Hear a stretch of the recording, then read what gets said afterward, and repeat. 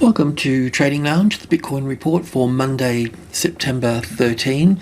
And as you know, we've got, I'm just looking at Bitcoin practically in two ways. And this first wave has it as 1, 2, 3, 4, 5 for the A wave, then an A and a B and a C for the B wave.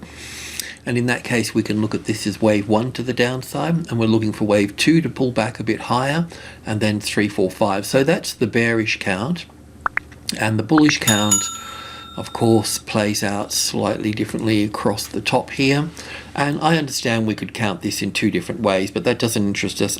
It's not that interesting at the moment. The upside here is that we were looking at this being an impulse wave, and then a corrective wave to move back to the box, and then another wave down for wave 2. So an A and a B and a C for wave 2, and then moving higher. The only way I'd really turn bullish, I think both counts are valid, and I think it's important that we don't choose sides unless you're absolutely sure what's going on. And in terms of being sure, I would just look at this here as the arrival, the reaction, the first high above the level, and then the ABC pattern that we're expecting. And then if it moves up from that point, well, then we're long, then we're bullish at that point. It's as simple as that. And if that doesn't occur, then we'll just be heading much lower at that point, and we'll be wherever we go to the downside. We'll just need to count 5 waves down.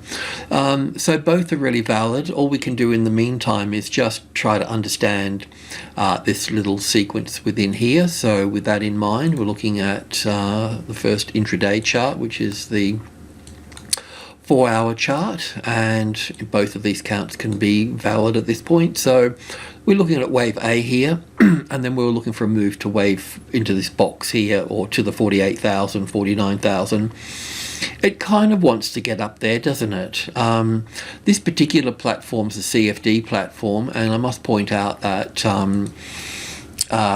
they turn things off and readjust things. So that little gap that's just here, we had a bar that came down to around 44,145 there. So I'm just going to put that in place there, so it will just give us an idea that there should be a little bar in there. So they did obviously do some maintenance work on Sunday night. So yeah.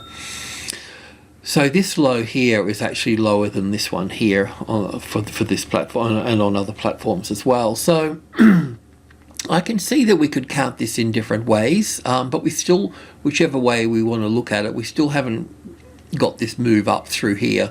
Could it fail at this point and move down? Sure. We can see that the 45,000 is now the support for this market. The market's also toying and trying to get back above the 46,500, which is a little bit lower than this. So I just might rejig this here, because that's at 800 and we need that at 500. Is that right? Yeah, I think so. So that's down there. And this is all part of group 2, so we can put group 2 in there. We'll see this on the hourly chart anyway, but so we can see that this is you know, a nice resistance here now at that 46,500, because that's what we're always looking at. Even over here we were looking at that in different ways, weren't we? So, and that's also got history back over here as well, but here it maintains support. Here is traded below. If it fails to get back above there and makes a new low below the 45, which it could do at this point, you know, because we could look at this as 5 waves down here, and an A and a B and a C wave here, and then further down at that point. So a breach of that 45 there would be you know, short trade material at that point, because now we're testing higher at that point. So if you wanted to short that, that's fine. Let's just cruise into the hourly chart here, and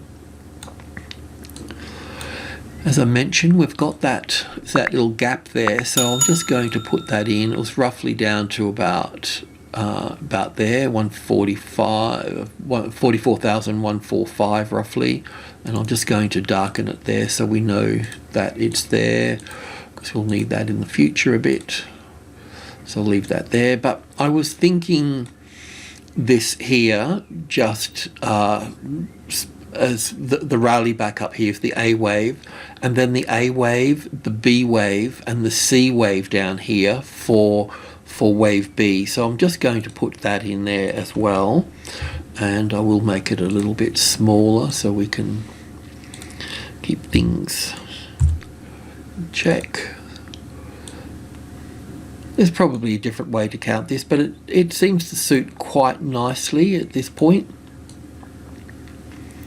I mean, you could also look at this as a wave 5 here as well, you know, if we had to rejig this as 1 and 2 and 3 down here, an A and a B. It doesn't really count as a C wave here, so that's why I've got it the way that I've got it, but maybe you could push it in there, I don't know.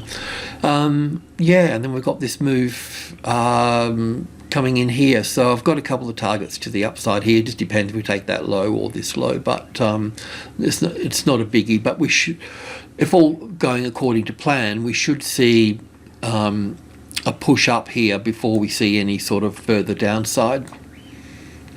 But like I mentioned, any breach of these lows here now would be well, the one for the 45,000 as resistance would see the market swiftly move down to at this stage to the 43,000, and I'll just make sure that that's okay. That's right on there. So I bounced off that 43, which is the top of minor group 1. So yeah, that's sort of how I see it. So not a lot of change. As you know, I've been expecting a rally.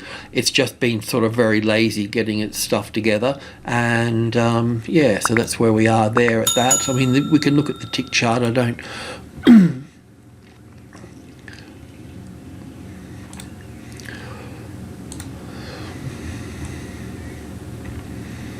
just a whole lot of sort of cacophony here of different things, but just my counting. So yeah, this came down to around 145 something or other here, this move. So I was looking at from wave B. So we never really got 5 waves up here for this. That was the thing.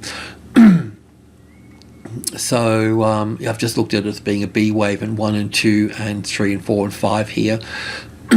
It's a little bit, sorry, I just had breakfast, but it's a little bit tricky to count up here as 1 and 2 here. Then I've got 1, 2, 3, 4, 5 here. Then I've got an A, B, C pattern here. So maybe we're building to the upside, you know, now that we've taken that little top out, because that would be 5 waves to there. So yeah, I still think there's a bit more. We'll see how this plays out here, but it should be another move through there. It's just about, will we get support on top of 46,500? So it would play out like this if it was going to, you know, and then it would be long from that point. So if I was going to go long, I'm not, but if I were, that's how I'd do it at that point, and we'll look for this 5 waves up here.